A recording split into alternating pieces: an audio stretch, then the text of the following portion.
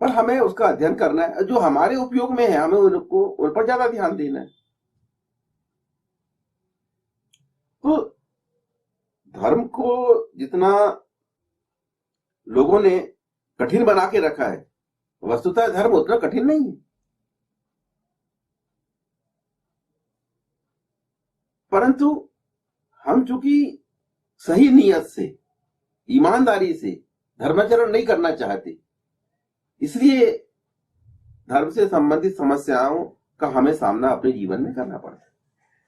तो इस मंत्र में भी प्रजनन कर्म के साथ साथ इंद्रियों को वश में करने की आवश्यक शर्त रखी गई।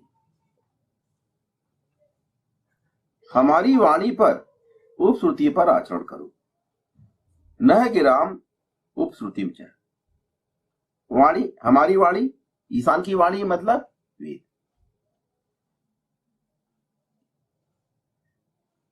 वेद में अनेकों मंत्रों में ईशान ने वेद के लिए वाणी शब्द का प्रयोग किया है। हमारी वाणी, ईशान की वाणी अर्थात वेद। उसे क्या बोलते हैं? श्रुति। ईशान की वाणी को वेद भी बोला गया है और श्रुति बोला गया है। पर इस मंत्र में कहा गया है हमारी वाणी पर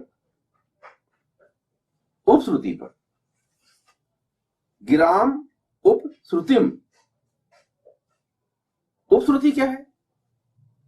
जब वेद श्रुति है तो उपश्रुति निश्चित ही उसके भाष्य होंगे, वेद के भाष्य,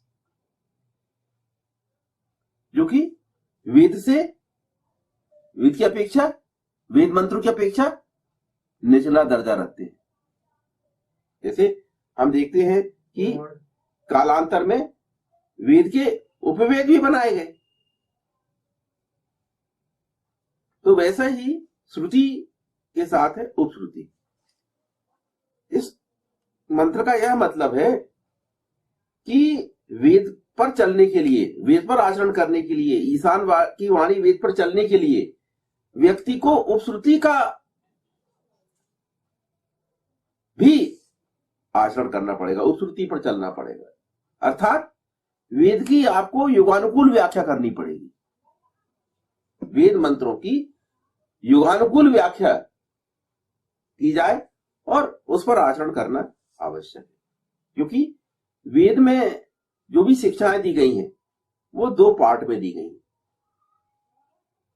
जो शिक्षाएं वेद में पाई जाती हैं, मानव जीवन से संबंधित जो भी शिक्षाएं हैं, वो दो पार्ट में है।